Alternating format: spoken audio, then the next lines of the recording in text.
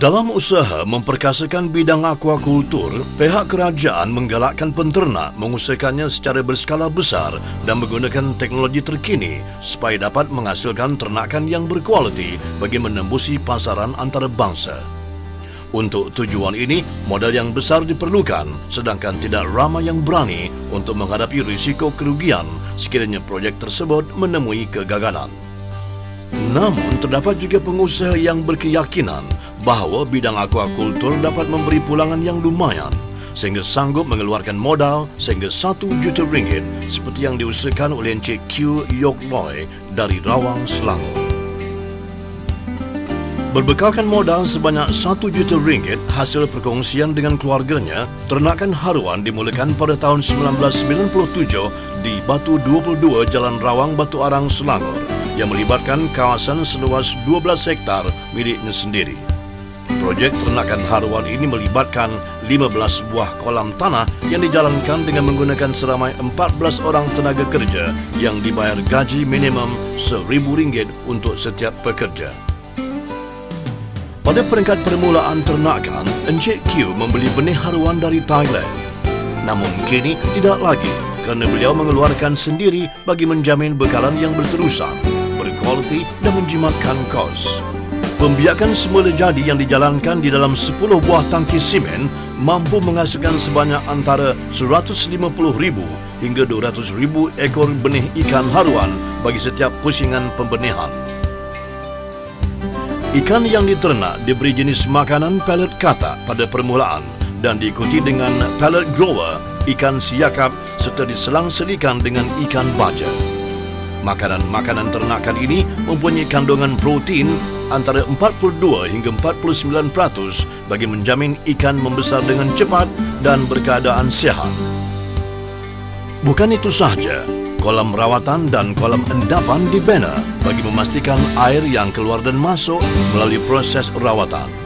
Bagi menggalakkan pengudaraan, kolam dipasangkan paddle wheel dan pump aerator.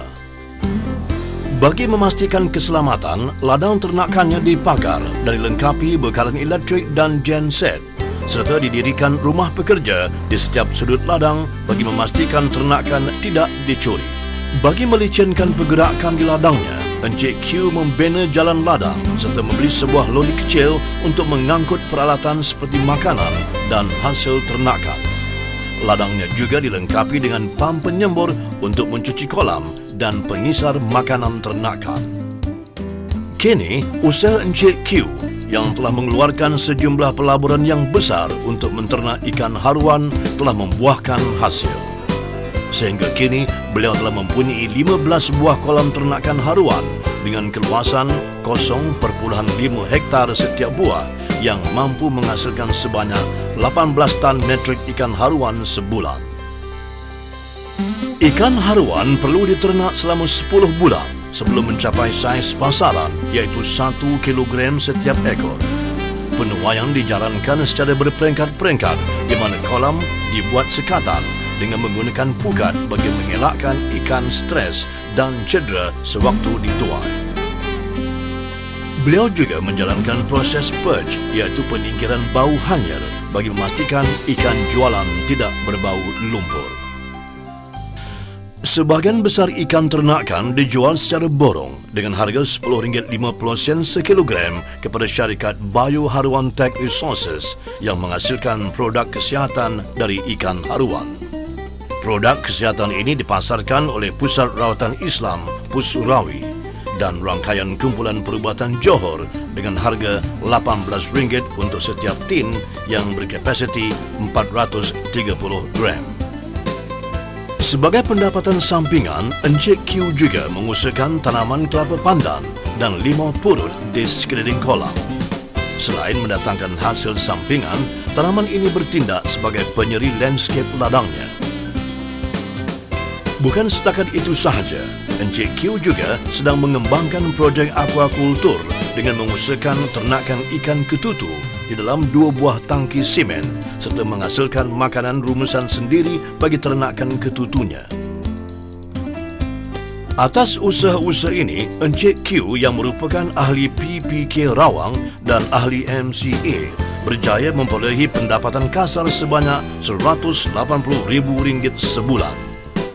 Bermula sebagai buruh kimpalan, siapa sangka Encik Q kini merupakan penternak ikan haruan yang paling berjaya di Malaysia. Di samping memperolehi pendapatan yang lumayan, usaha-usaha ini juga dapat membantu masyarakat dengan mewujudkan peluang pekerjaan kepada penduduk tempatan. Untuk perancangan masa hadapan, Encik Q sedang dalam usaha mendapatkan pengiktirafan Sijil Amalan Aquakultur Baik SAAB yang dikeluarkan oleh Jabatan Perikanan bagi tujuan pasaran antarabangsa.